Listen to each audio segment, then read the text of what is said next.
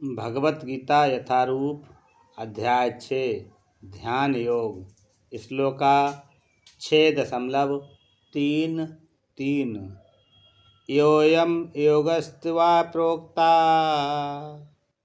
साम्येन मधुसूदना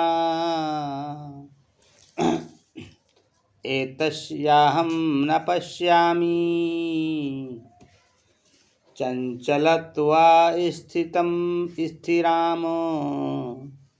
भावार्थ, अर्जुन ने कहा, हे मधुसूदन, आपने जिस योग पद्धति का संक्षेप में वर्णन किया है वह मेरे लिए अव्यावहारिक तथा असहनीय है, क्योंकि मन चंचल तथा स्थिर है।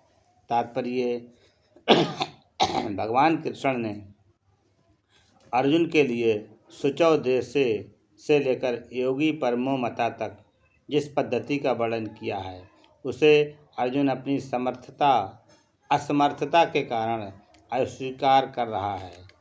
इस कलयुग में सामान्य व्यक्ति के लिए यह संभव नहीं है कि वह अपना घर छोड़कर किसी पर्वत या जंगल के एकांत स्थान में जाकर योगाभ्यास करे। आधुनिक युग की विशेषता है अल्पकालिक जीवन के लिए घोर संघर्ष। लोग सरल व्यावहारिक साधनों से भी आत्म साक्षात्कार के लिए उत्सुक या गंभीर नहीं है।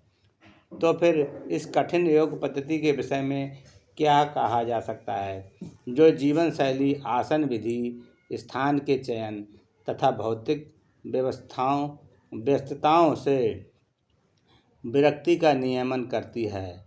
व्यावहारिक व्यक्ति के रूप में अर्जुन ने सोचा कि इस योग पद्धति का पालन असंभव है। भले ही वह कई बातों में इस पद्धति पर खरा उतरता था, वह राजवंशी था और उसमें अनेक सद्गुण थे, वह महान योद्धा था, वह दीर्घायु था और सबसे बड़ी बात तो यह है कि वह भगवान श्री कृष्ण का घनिष्ठ मित्र था। 5000 वर्ष पूर्व अर्जुन को हमसे अधिक सुविधाएं प्राप्त थीं, तो भी उसने इस योग पद्धति को अस्वीकार करने से मना कर दिया।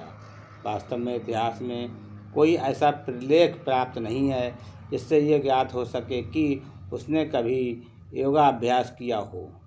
अतः इस पद्धति को इस कलयुग के लिए सर्वथा दुष्कर समझना चाहिए। हाँ, कतिपय बिरले व्यक्तियों के लिए ये पद्धति सुगम हो सकती है, किंतु सामान्य जनों के लिए यह असंभव प्रस्ताव है। यदि 5000 वर्ष पूर्व ऐसा था तो आधुनिक समय के लिए क्या कहना। जो लोग विभिन्न तथाकथित स्कूलों तथा समितियों के द्वारा इस योग पद्धति का अनुकरण कर रहे हैं, भले ही संतोषजनक प्रतीत हो, किंतु वे सचमुच ही अपना समय गंवा रहे हैं। वे अपने अभीष्ट लक्ष्य के प्रति सर्वथा अज्ञानी हैं। हरे कृष्णा।